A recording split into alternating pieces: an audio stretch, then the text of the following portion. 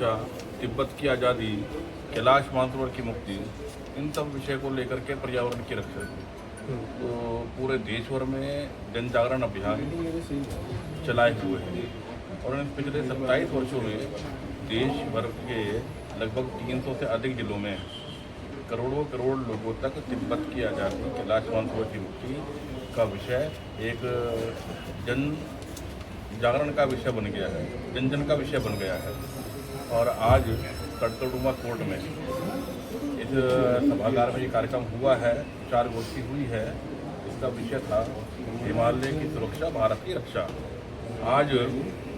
हिमालय की सुरक्षा हमारे लिए एक बहुत बड़ा कारण बन गई है। जिस प्रकार एक तरफ पाकिस्तान, एक तरफ चाइना, तीसरा ये कहें कि नेपाल में भी चीन अपनी कहीं ना कहीं उसकी रहती है, उसी प्रकार बांग्लादेश में भी। तो चारों तरफ से यानी कि हिमालय को पूरा जो एक भारत का एक समय में सुरक्षा कवच हुआ करता था और आज हिमालय ही असुरक्षित हो रहा है। तो आज भारत की जनता को भी जागरूक होना पड़ेगा और साथ में जो हिमालय सुरक्षा कवच के साथ में एक प्राकृतिक संसाधनों का जो एक स्रोत हुआ करता था, जब हम जल की बात करें, आज एक जल का संकट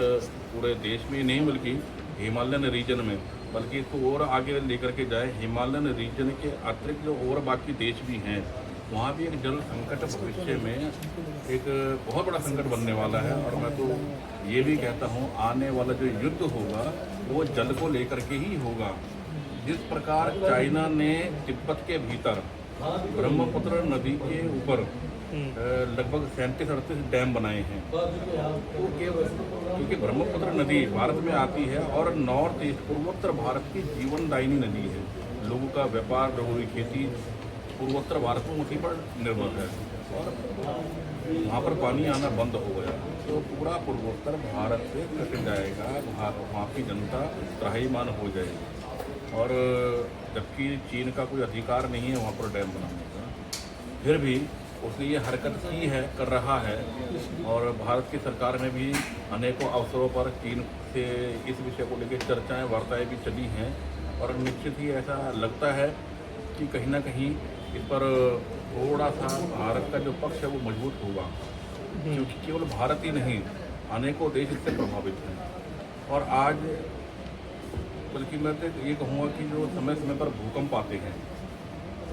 उसके पीछे भी कहीं ना कहीं जो धरती इधर से उधर हिल रही है, हो रही है, अनेकों प्रकार की घटनाएं घट रही हैं, वहाँ भी कहीं ना कहीं देखें तो चीन का एक रोल है। तो इसलिए हिमालय सुरक्षित होगा तो भारत भी सुरक्षित होगा और भारत सुरक्षित होगा तो पूरा विश्व सुरक्षित होगा, क्योंकि भारत एक ऐसा देश है जो केवल अपनी बात नहीं करता, संपूर्ण मानव जाति की बात करता है, संपूर्ण मानव कल्याण की बात करता है और वसुधैव कुटुंबकम के मंत्र को आत्मसात करके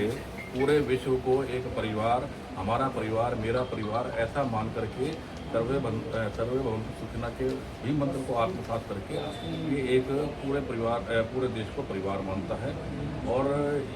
यही कामना करता है कि सभी सुखी हों, सभी वैभवशाली हों और कोई भी व्यक्ति भूखा नहीं सोए, उठे तो उठने के बाद भी उसका पेट भरा हो, रात को सोए तो भी पेट भरा हो। तो भारत तिब्बत